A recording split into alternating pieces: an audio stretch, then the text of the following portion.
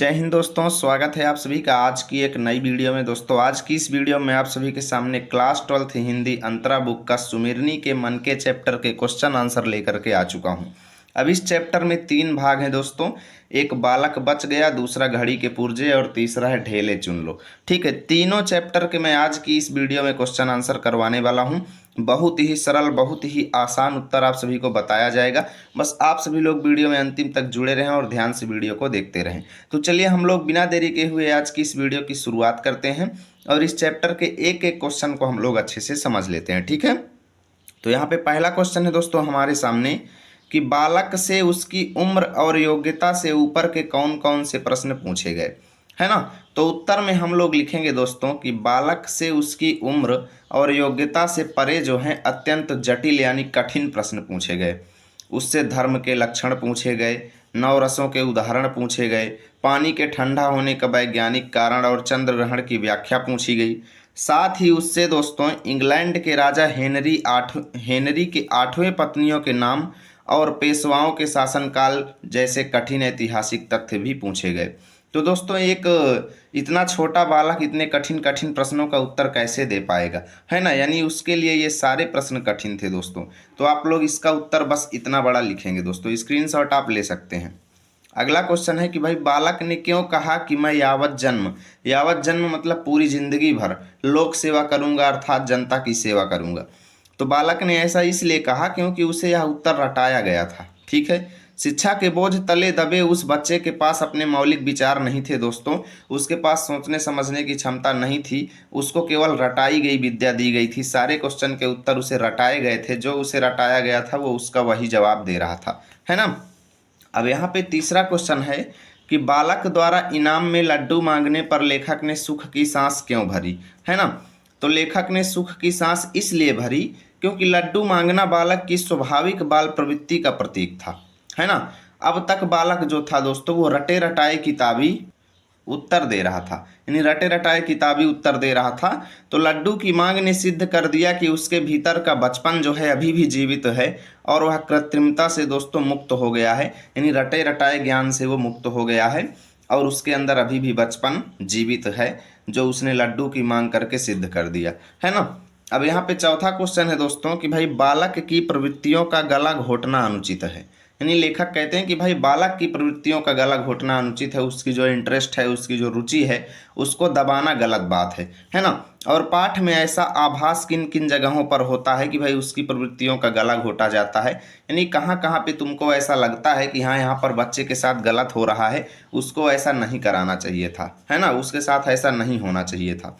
तो हम लोग लिखेंगे कि भाई पाठ में बालक द्वारा दिए गए रटे रटाए उत्तरों से ही उसकी प्रवृत्तियों के दमन का आभास होता है, क्योंकि उसको इतनी कठिन कठिन चीज़ें रटा दी गई दोस्तों, वो उसकी प्रवृत्तियों का दमन ही है ना। जब वह बिना समझे दोस्तों धर्म के लक्षण, रसों के उदाहरण और कठिन ऐतिहासिक तथ्य दोहराता है, तो इससे स्पष्ट होता है कि उसकी बुद्धि को दबा करके उसे ज्ञान का बोझ ढोने वाली मशीन बनाया जा रहा है ना दोस्तों। इतना हम लोग लिखेंगे। पांचवा क्वेश्चन है कि बालक बच गया। लेखक कहते हैं बालक बच गया, उसके बचने की आशा है भाई, यानी कि वो बच्चा अभी भी बचा हुआ है, उसके बचने की उम्मीद है, क्योंकि वह लड्डू की पुकार, क्योंकि जो उसने लड्डू की मांग किया वह उसके जीवित वृक्ष के हरे पत्तों का मधुर मरमर था।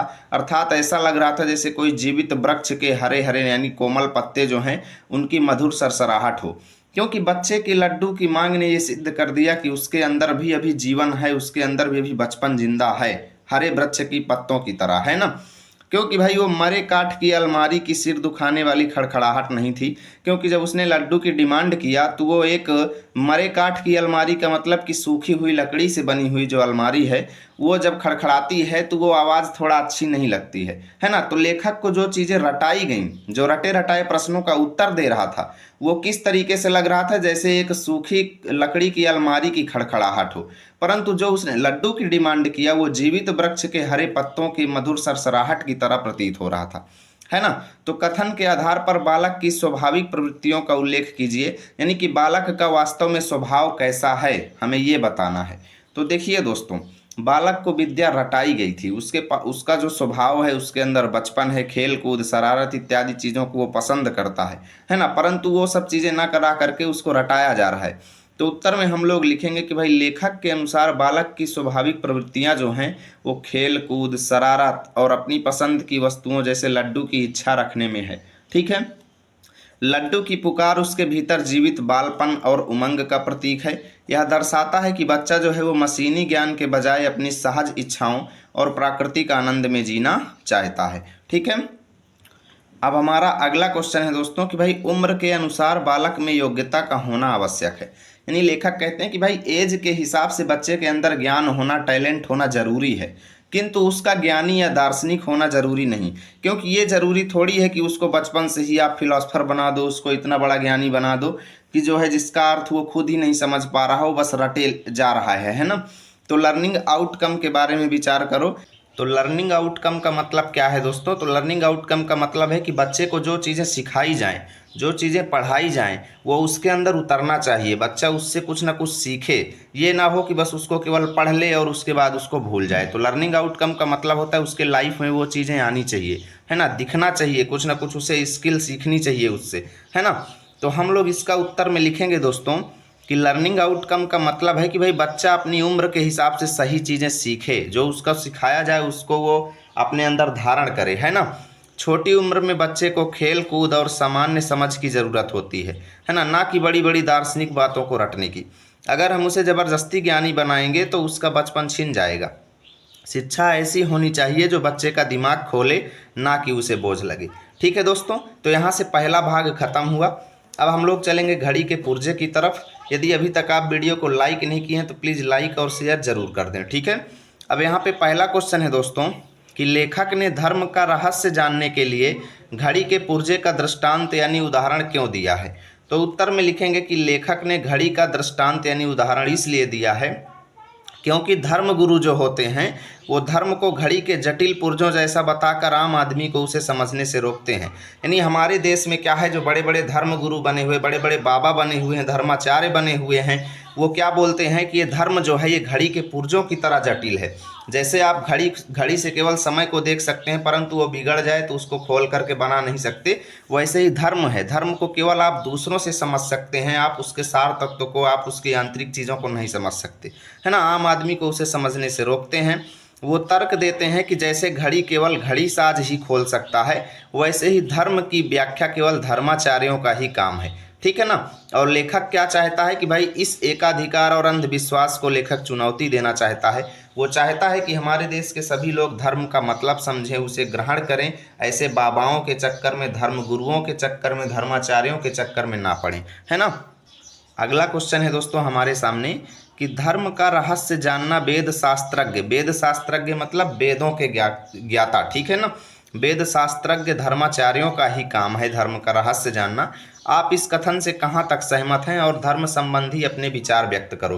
तो भाई धर्म का रहस्य जानना केवल वेद शास्त्रों का ही यानी वेद के ज्ञानियों का ही काम थोड़ी है।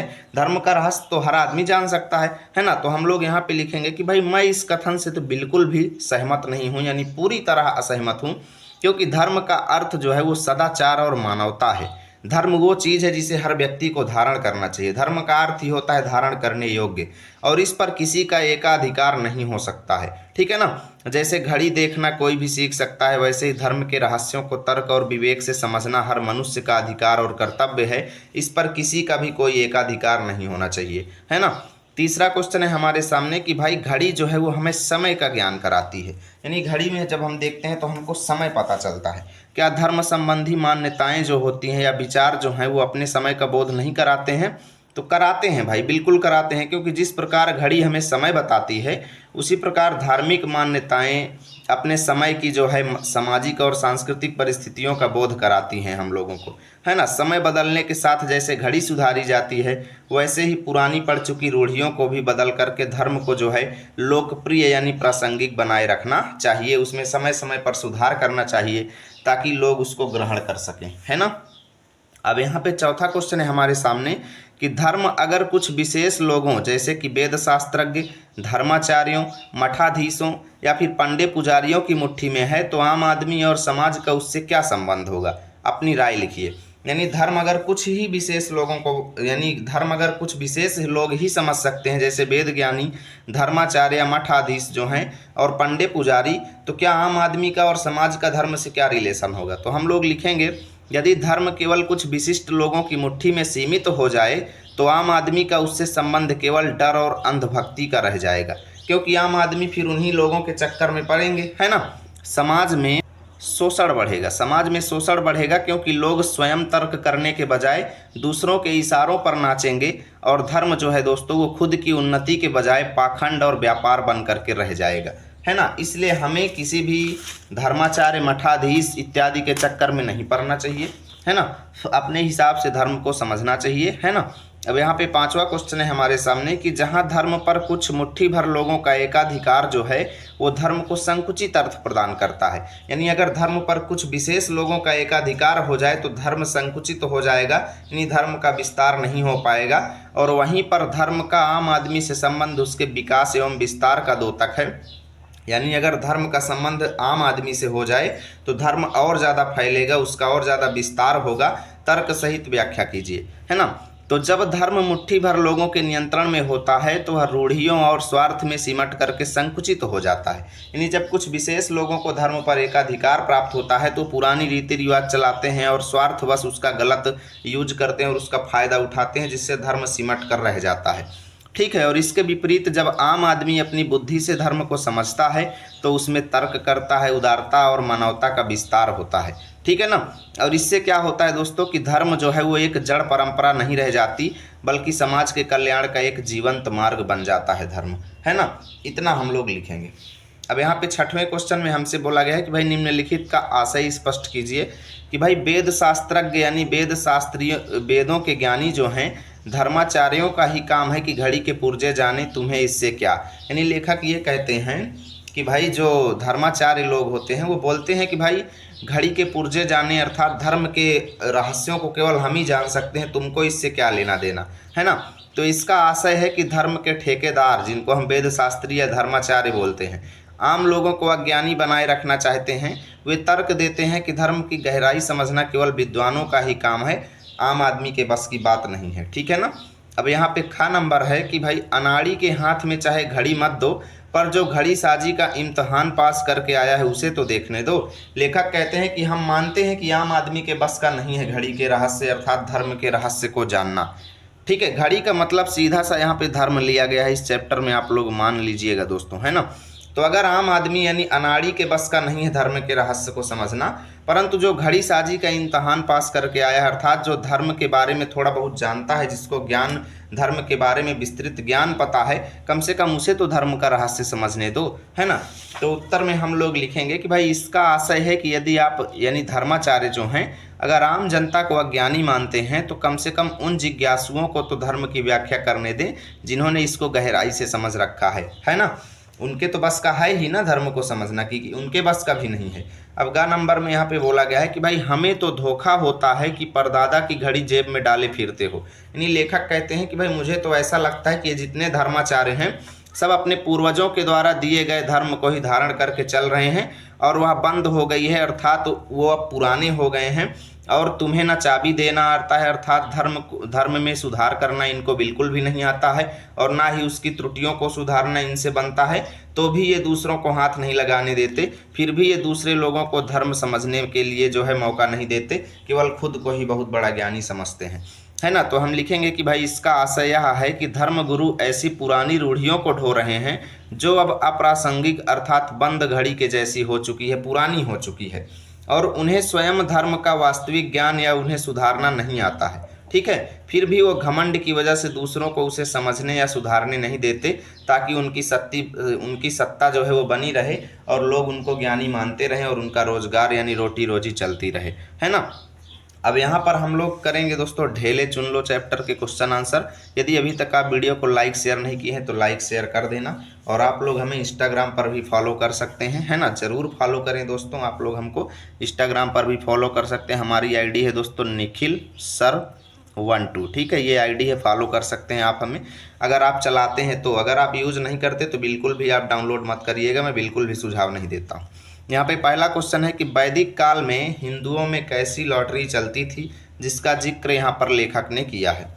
तो देखो दोस्तों, वैदिक काल में विवाह के लिए ढेले चुनने जैसी लॉटरी चलती थी, है ना। जब किसी लड़की का विवाह होता था तो वहाँ पर लड़का जो होता था दोस्तों, वो अलग अलग जगहों से मिट्टी के ढेले उठाता था और उसको ले जा करके लड़की के सामने रखता था और बोलता था इसमें से कोई एक ढेला चुन लो, है ना। और उसी के अनुसार उसका जो है गुण डिसाइड होता था और शादी होगी कि नहीं हो गई इसका निर्णय लिया जाता था।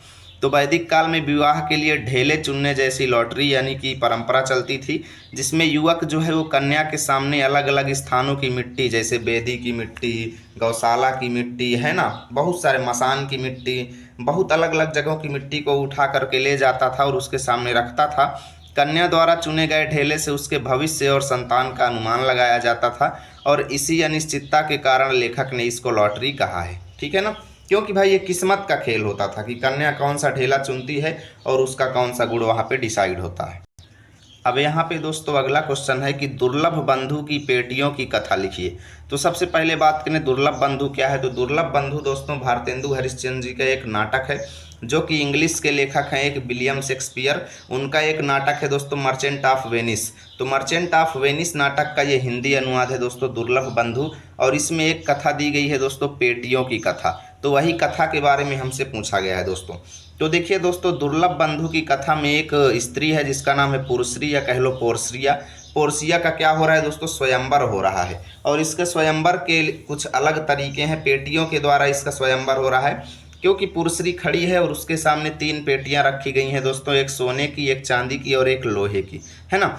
अब विवाह के इच्छुक राजकुमारों को बुलाया गया और वो क्या करेगा दोस्तों, इन तीनों में से किसी एक को चुनेगा। और ठीक है, जिसको जैसे अगर लालची व्यक्ति है तो सोना को चुन लेगा तो उसका विवाह नहीं होगा, और व्यक्ति चांदी को चुनेंगे उसका भी नहीं होगा। फिर एक आएगा जो लोहे को चुन लेगा और उसका विवाह पुरश्री के साथ हो जाएगा, है ना। तो ये रखी गई थी पेटियां और विवाह के इच्छुक राजकुमारों को इनमें से एक सही पेटी चुननी थी।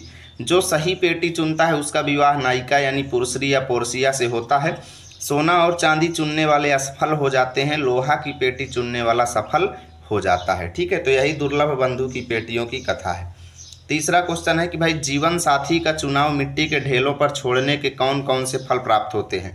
यानी जब लोग वहाँ पर जीवन साथी का चुनाव जो है मिट्टी के ढेलों पर छोड़ देते थे तो रिजल्ट स्वरूप क्या क्या मिलता था। तो देखिए भाई, मिट्टी के ढेले चुनने से कन्या के भविष्य का अनुमान लगाया जाता था। अगर कन्या गौशाला की मिट्टी चुनती है तो फिर ऐसा अनुमान लगाया जाता था कि उसकी होने वाली जो संतान होगी वो पशु संपदा वाली होगी, अर्थात ये ऐसा मान लो कि गाय वाय उसके पास खूब होंगी, है ना। अब अगर कन्या बेदी की मिट्टी चुन लेती थी तो इससे अनुमान लगाया जाता था कि जो संतान होगी वो बहुत ज़्यादा विद्वान होगी। और कन्या क्या करती थी, अगर खेत की मिट्टी चुन लेती थी तो इससे अनुमान लगाते थे कि जो संतान होगा वो बहुत बड़ा जमींदार होगा, है ना। और अगर वो शमशान की मिट्टी चुन लेती थी तो इससे अनुमान लगाया जाता था कि ये स्त्री जो है अगर इसके साथ शादी हो गई तो ये कुल घातनी हो जाएगी, यानी कि ये कुल को बर्बाद कर देगी, शमशान बना के रख देगी कुल को, और इसी वजह से वहाँ पर उसका विवाह नहीं होता था, ठीक है। तो इस तरीके से दोस्तों विवाह किए जाते थे। आप लोग भी सुन लीजिए, बड़ी ही आश्चर्य की बात है। चौथा में यहाँ पर क्वेश्चन है कि भाई मिट्टी के ढेलों के संदर्भ में कबीर की साखी की व्याख्या कीजिए। कबीरदास जी का एक दोहा है कि पत्थर पूजे हरि मिले तो तू पूज पहाड़, इससे तो चक्की भली पीस खाए संसार। यानी अगर पत्थर को पूजने से भगवान मिलते तो मैं पहाड़ को पूजता, ठीक है। कबीरदास जी कहते हैं कि इससे अच्छा तो मैं चक्की को पूजूं, क्योंकि इससे तो पीस पीस करके पूरा संसार खाता है खाना, है ना। तो उत्तर में हम लोग लिखेंगे कि कबीर कहते हैं कि यदि पत्थर पूजने से ईश्वर मिलते तो मैं पहाड़ पूजता। उनके अनुसार बेजान मूर्ति से वह चक्की बेहतर है जो अनाज पीस करके लोगों का पेट भरती है, ठीक है। और लेखक इसके जरिए यहाँ पर अंधविश्वास और मिट्टी के ढेलों जैसी बेतुकी प्रथाओं पर क्या करते हैं दोस्तों, चोट करते हैं। लेखक कहते हैं कि ये मिट्टी के ढेले वगैरह प्रथा जो है एकदम बेकार प्रथा है। अब यहाँ पे 5वां क्वेश्चन है कि भाई जन्म भर के साथी का चुनाव मिट्टी के ढेले पर छोड़ना बुद्धिमानी नहीं है। लेखक कहते हैं कि भाई जीवन भर के साथी का चुनाव जो है मिट्टी के ढेलों पर छोड़ देना कोई बुद्धि वाली बात नहीं है, और इसीलिए बेटी का शिक्षित होना बहुत ज़्यादा जरूरी है, ठीक है। तो लेखक कहते हैं कि इस चीज़ का विचार तुम बेटी बचाओ और बेटी पढ़ाओ योजना के संदर्भ में विचार करके बताओ, है ना। तो उत्तर में हम लोग लिखेंगे कि शिक्षित बेटी जो है वो अंधविश्वास की बेड़ियों को तोड़ करके विवेकपूर्ण निर्णय ले सकती है। अगर बेटी पढ़ी लिखी होगी तो अंधविश्वास को बिल्कुल भी नहीं मानेगी और खुद से उसका निर्णय लेगी, है ना। और बेटी पढ़ाओ योजना का उद्देश्य इसे इतना सक्षम बनाना है कि वह भाग्य या ढेलों के भरोसे रहने के बजाय अपना भविष्य स्वयं गढ़े, है ना। शिक्षा ही उसे रूढ़ियों से बचा करके दोस्तों आत्मनिर्भर और जागरूक नागरिक बना सकती है। इतना हम लोग लिखेंगे। अब यहाँ पे छठवां क्वेश्चन बोलता है कि भाई निम्नलिखित का आशय स्पष्ट कीजिए, यानी हमको आशय स्पष्ट करना है दोस्तों। पहला क्वेश्चन है यहाँ पे कि अपनी आँखों से जगह देख करके अपने हाथ से चुने हुए मिट्टी के डगलों का मतलब होता है ढेलों पर, ठीक है, मिट्टी के ढेलों पर भरोसा करना क्यों बुरा है। और लाखों करोड़ों कोस दूर बड़े बड़े मट्टी और आग के ढेलों जैसे मंगल, शनिश्चर और बृहस्पति की कल्पित चाल के कल्पित हिसाब का भरोसा करना क्यों अच्छा है। यानी लेखक ये कहते हैं कि हम लोग क्या करते हैं, जो मिट्टी के ढेलों से जो विवाह होता था उसको गलत मानते हैं, उस पर भरोसा करना बुरा मानते हैं, जबकि वो ढेलों को हम अपनी आँखों से जगह देखते हैं, अलग अलग जगहों से उस मिट्टी को चुनते हैं और फिर लेकर के आते हैं, तो उस पर भरोसा करना बुरा है। परंतु लाखों करोड़ों जो ये कोस दूर हैं, कौन कौन से बड़े बड़े ग्रह हमारे जो 7-8 हमारे ग्रह हैं जो लाखों करोड़ों कोस दूर हमसे हैं, है ना, मिट्टी और आग के ढेलों से बने हुए हैं ये गोले, जैसे मंगल हो गया, शनिचर ग्रह हो गया और बृहस्पति ग्रह हो गया। अब इन सब के बारे में हमको क्या बताया जाता है, एक कल्पना ही करके तो बताया जाता है। इनकी कल्पित चाल ही तो हमको बड़े बड़े ज्योतिष लोग बताते हैं कि हाँ मंगल ग्रह ऐसे चलता है, उसकी चाल इतनी है, ये है वो है ना। इन सब कल्पित हिसाब जो है जो कि ज्योतिषाचार्य लोग लगाते हैं। तो अगर हम मिट्टी के ढेले वाली प्रथा को गलत मानते हैं तो फिर इन ज्योतिषाचार्यों की बातों पर हम भरोसा क्यों करते हैं, है ना। क्या इनका भरोसा करना अच्छा है, हमें ये बताना है, ठीक है। तो लेखक कहते हैं कि विवाह जैसे जीवन के बड़े निर्णय के लिए अपनी आंखों से देखी गई प्रत्यक्ष मिट्टी पर भरोसा करना बुरा क्यों माना जाता है, जबकि लाखों मील दूर स्थित मंगल ग्रहों, शनि ग्रहों की काल्पनिक गणना और ज्योतिष पर आंख मूंद करके भरोसा करना ठीक माना जाता है ना। तो लेखक यहाँ अंधविश्वास और रूढ़ियों के बजाय बुद्धि और वास्तविकता को महत्व देने की सीख दे रहे हैं, ठीक है ना। वो बताते हैं कि हमें अंधविश्वास इन ज्योतिषाचार्यों के चक्कर में भी ज़्यादा नहीं पड़ना है और ना ही हमको रूढ़ियों के चक्कर में यानी रीति रिवाजों के चक्कर में पड़ना है, ठीक है। ख नंबर में बोला गया है कि आज का कबूतर अच्छा है कल के मोर से, है ना, आज का पैसा अच्छा है कल की मोहर से, आँखों देखा ढेला अच्छा ही होना चाहिए लाखों कोस के तेज पिंड से, है ना। तो लेखक कहते हैं कि भाई भविष्य के बड़े वादों जैसे मोर या मोहर की तुलना में वर्तमान में उपलब्ध छोटी वस्तु जैसे कबूतर या पैसा अधिक मूल्यवान है। यानी भविष्य में अगर आपको कोई दूसरी चीज़ बहुत मूल्यवान चीज़ देने की कह रहा है तो उससे अच्छा है कि आप वर्तमान में कोई छोटी वस्तु ही ले लो, क्योंकि भविष्य का कोई भरोसा नहीं। इसी प्रकार लेखक कहते हैं कि दूर के ग्रहों के काल्पनिक प्रभाव के बजाय आँखों के सामने की प्रत्यक्ष वास्तविकता पर हमें भरोसा करना ही बुद्धिमानी है। हमें इन ज्योतिषियों पर ज़्यादा भरोसा करने से अच्छा है कि अपनी प्रत्यक्ष वास्तविकता पर हम लोग भरोसा करें, है ना। और यहाँ से दोस्तों ये चैप्टर ख़त्म हुआ। यदि वीडियो अच्छी लगी है तो लाइक करें, दोस्तों के पास शेयर करें, साथ ही हमारे चैनल को भी सब्सक्राइब करें प्रत्येक चैप्टर की ऐसी वीडियो पाने के लिए। मिलेंगे आप सभी के साथ अगली वीडियो में, तब तक के लिए जय हिंद, जय भारत।